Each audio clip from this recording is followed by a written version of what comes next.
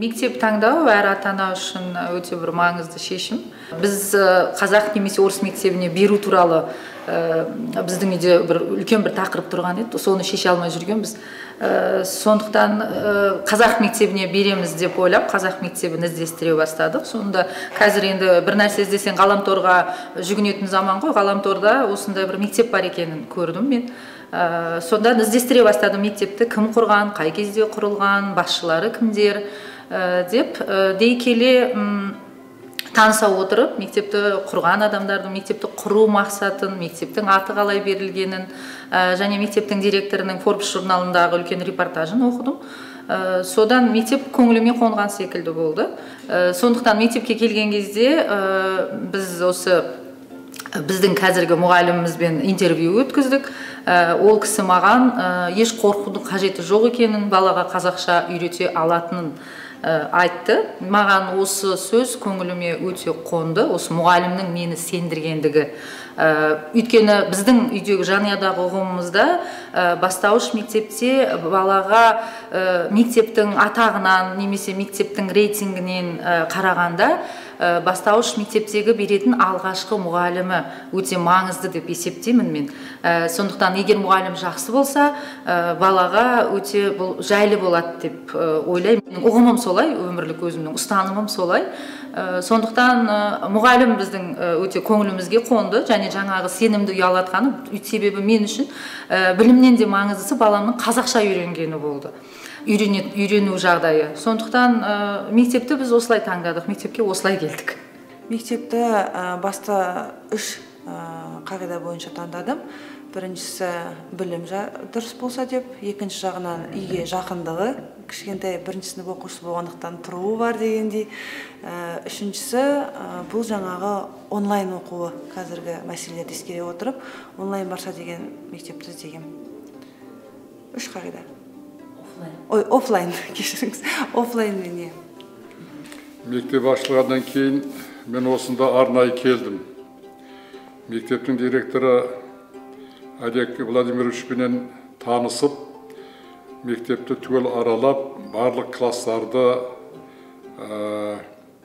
үйірме болатын кабинеттерді бәрін аралатып көрсетті.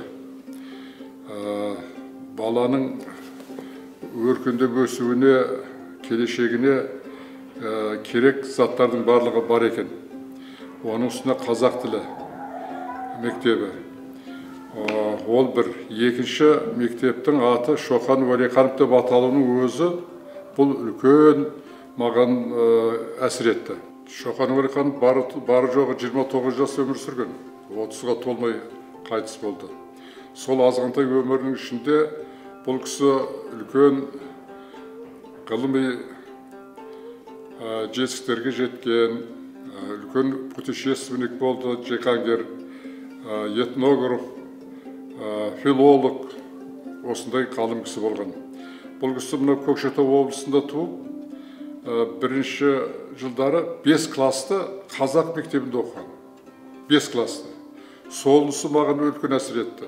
Мына мектепте де 5 класс егер қазақ тілінде оқыса балалар, қазақ тілінде оқыса, ол өзі нағыз қазақ болып шығады. Қазақтың ұлқы, духы оған сіңеді. Сонан кейін барып, арман қарап, басқа тілдерді үйренуге мүмкіншіліктер бола береді. Ағылшын болсын, орысша болсын, француз тілі болсын, немісше болсын, арман қарап алып кетуіне өте оңай болады. Сонысы мені қызықтырды. Шоқан Уәлихановтың жолы осы балдарға берілсін деген мақсатпенен мен немеремді де, шөберемді де осында алып келдім. Бұл енді сонда ең оңай сұрақ. Біріншіден біз жолдың арғы бетінде тұрамыз. Бізге өте оңай келуіміз, жаяу келе саламыз. Бастапта мектеп соғылғаннан бастап, біз фундаменті құрылғаннан бастап, балкондан осы мектепті күнде баламыз бақылап отыратын. Біріншіден біз білмедік мектеп болатын, бірақ мектеп болатын білгеннен кейін әбден қуандық. Негізі, осы мектептің негізін қалаушылар маған бір себеп болды. Ол кісілердің жаңағы біздің елдегі елеулі еңбектері, бәріміздің жүрегімізде ғой, жаңағы көп халыққа қызмет жасаған кісілер танимыз, сол кісілердің еңбегі зор болатынына сеніп, бірінші жыл болса да қызымды алып келейін деп осында шештім. Солай келгенбіз. Таныс кісілерден естідім, именно бізге үйге жақын жерде өте жақсы мектеп салынып жатыр деп. Сонымен интернет желілерінен іздей бастадым, қандай мектеп, кім салып жатыр, саясаты қандай ол мектептің деп. Соны танысып келген кезде, бұл мектеп салынып жатқан кезде мен қайта-қайта келіп жүріп қарадым. Қарап, былай саясатын салып жатқан кісілердің несіне репутациясы дейміз ғой, как-то көңілімізден шықты. Сосын біз онда сөзсіз осы мектепке барамыз деп шешім қабылдадық.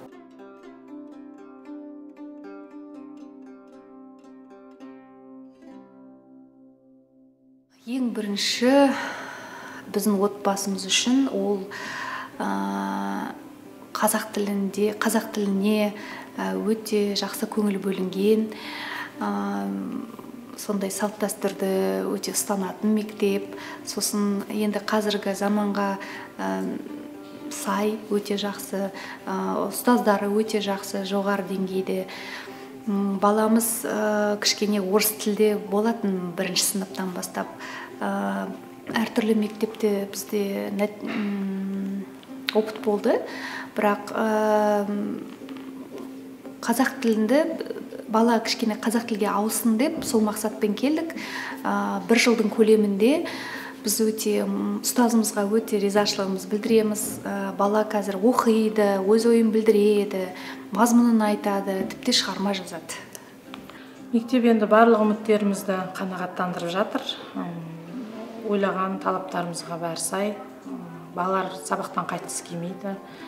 Басында қалай үйренеді, қалай болады деген кезде олар сол мама 4-те емес 5-те алып кет, біз соңына дейін жүреміз деп, жоқ сендер шаршайсыңдар, үйге қайтуларың керек деп, біз олар сағаттары бар, сол сағаттан маған мысалы күніне кемінде 2-3 рет звондайды. Ерте алып кетпе, мен ана үйірмеге баруым керек, мына үйірмеге баруым керек, баламмен ойнауым керек деген, сол көңілімізден шығып, көңіліміз тоқ мектепке дегенде.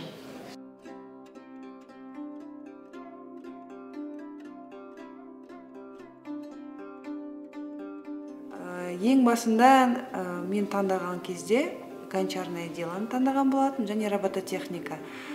Соншалықты ұнағаны, менің балам қазір 4 неге барады, қосымша сабаққа, ол кулинария және ИЗО қосылды оның үстіне. Қызығушылығы енді барлығына барғысы келеді.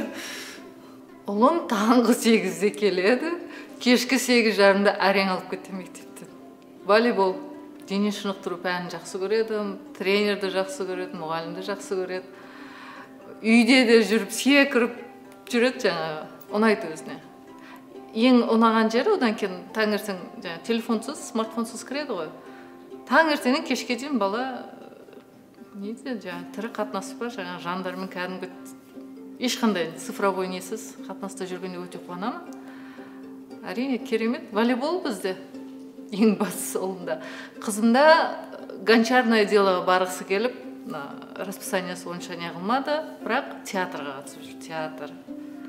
Гончарное дело мен театрға барып жатыр. Өте творчествалық жұмыс. Балалар қуанып, күтіп жүреді, сол ерекше гончарное делоны айтады. Соны біз қатысымыз келеді, барғымыз келеді деп.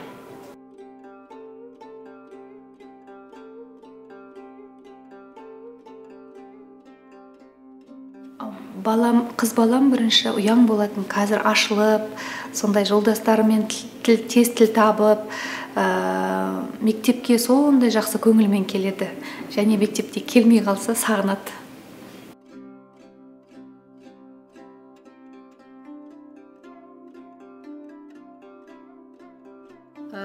Ең бірінші әрине қазақ тілімен. Себебі балам қазір өте жақсы қазақша сөйлейді. Енді керемет абай жолын оқитын деңгейде болмаса да, кәдімгі келген кезіменен осы қазір неше ай болды сабақтың басталғанына, 7 ай болып қалды ма, бір ауыз қазақша білмей келген бала қазір сабағын өте жақсы оқиды, қазақша сөйлейді, қазақша түсінеді, әліппені толық меңгерген, оқи алады, жаза алады. Бұл біздер үшін өте үлкен жетістік біріншісі. Оның үстіне мектепте бірталай үйірмелер жұмыс істейді. Балам сол үйірмелердің біразына қатысады. шахматтан қазір 3-ші разрядын қорғады, қатысқан турнирлерінде 1-ші орын алып жүр, робототехникаға барады.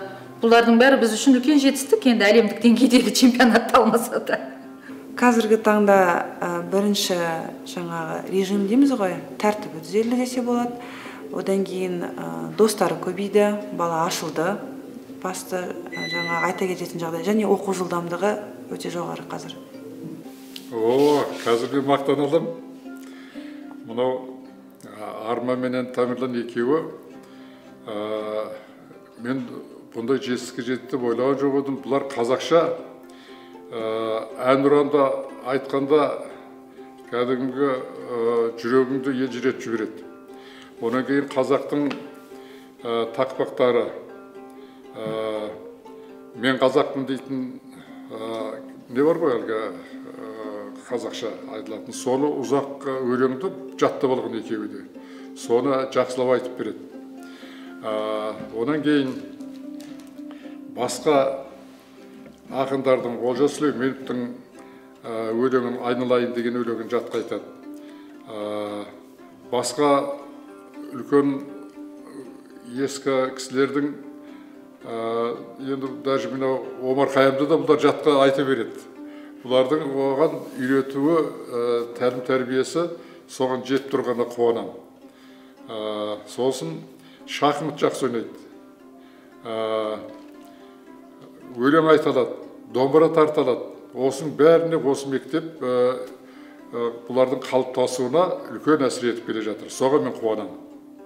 Маған бір ұнағаны, әр пән бір мектептің профилирующий пәні ретінде жүреді екен. Көркем еңбек, дене шынықтыру дегендер көбінесе бір сабақтас пәндер болып, онша мән бөлінбейді ғой мектептерде. Бұл жерде жаңағы кірісіп дене шынықтыруға да кірісіп қатысады, көркем еңбек, қосымша тағы қандай сабақтар бар, жаратылыстану, өзін тану дегендерде кәдімгі бір басты пән сияқты ғой. Математика, ағылшын тілі өзімен өзі маңызды сабақ деп есептейміз ғой. Мына жанама сабақтарды жақсы қызығады.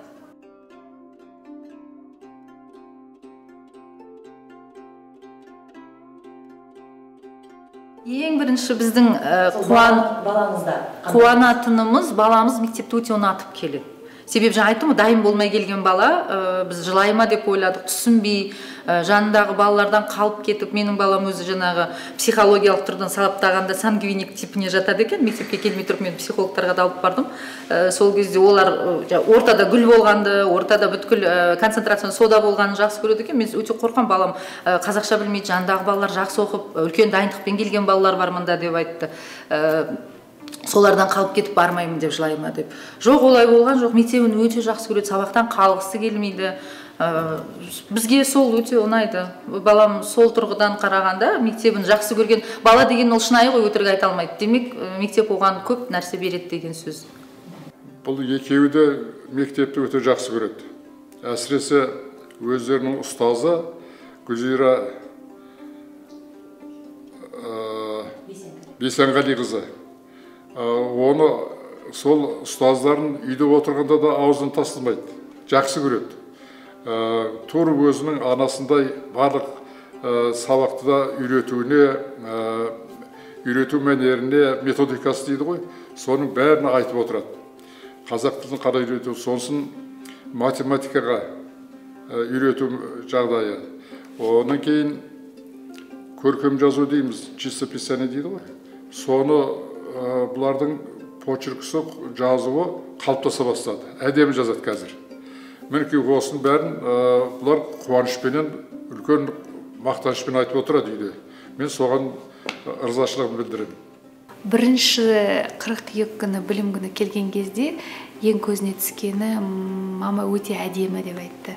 Кең, кітаптары көп деп, сосын ұстазды көргенде ұстаз ұнады. Өзіміздің ұстазымыз, екінші сыныпта болған ұстазымызға өзіміз келіп жолықтық.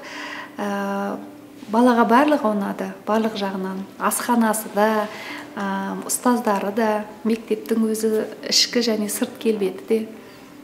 Менің өз ойым, әрине бұл жерде тағы бір жақсы нәрсе айтар кетерім, жаңағы кружоктар өтеді. Ол бала тек қана білім ғана алмай, жан жақты дамуына өте жақсы пайдалы.